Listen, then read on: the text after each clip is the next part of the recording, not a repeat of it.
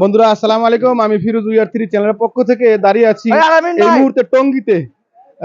টঙ্গীতে এসে যেটা দেখলাম, আমরা খবরের নিউজে কিন্তু প্রতিনিয়তই পেয়ে থাকি রাসেলস বাইপারের যেই একটা ভয়াবহতা বাংলাদেশের সৃষ্টি হয়েছে।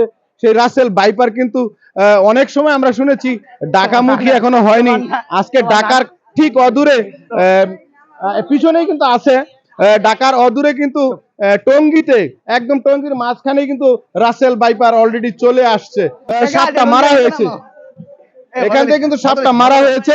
আমি একটু জানতে চাইবো আপনার কাছে, বলবেন আসলে ঘটনাটা কি ঘটেছিল, কটার সময়? অবশ্যই আমি তো ইউটিউবে দেখছি এটা। না, ইউটিউবে দেখছেন, এখানে যে চলে আসছে, এখানে ধরা হয়েছে, এটা দেখছেন? অবশ্যই সেটাকে কিছুক্ষণ আগে ধরা ছিল এখানে। কিছুক্ষণ আগে ধরেছে। কিছুক্ষণ আগে ধরেছে। এটাকে মেরে ফেলেছে না বন অধিদপ্তরের কাছে জমা দেওয়া হয়েছে? বন্ধ করে দেওয়া হয়েছে, বন্ধ। মেরে ফেলছে, কোথাও জমা দেননি। আসলে আমরা একটু সামনে আসবো, একটু আসো যদি।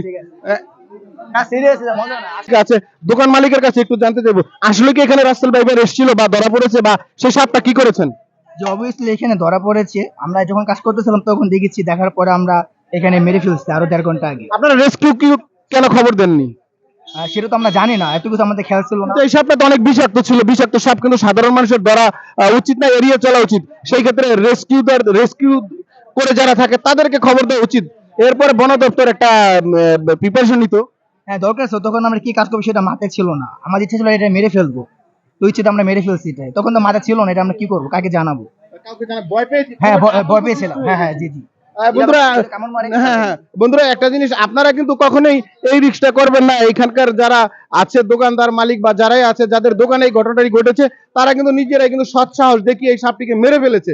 অ্যাকচুয়ালি এইভাবে আপনারা সবাই সাধারণ যারা আছেন, যদি কোনো সময় বিষাক্ত সাপ বা রাসেলস বাইপার দেখেন, তাহলে আপনারা নিজেরা এই কাজটা কখনোই করতে যাবেন না। চেষ্টা করবেন আপনারা বন অধিদপ্তরে খবর দেওয়ার জন্য, আর না হয় রেস্কিউ যারা করে থাকে তাদেরকে খবর দেওয়ার জন্য। ধন্যবাদ, ভালো থাকবেন। বিপদ খুব কাছে, ঢাকার কাছেই। আসসালামু আলাইকুম।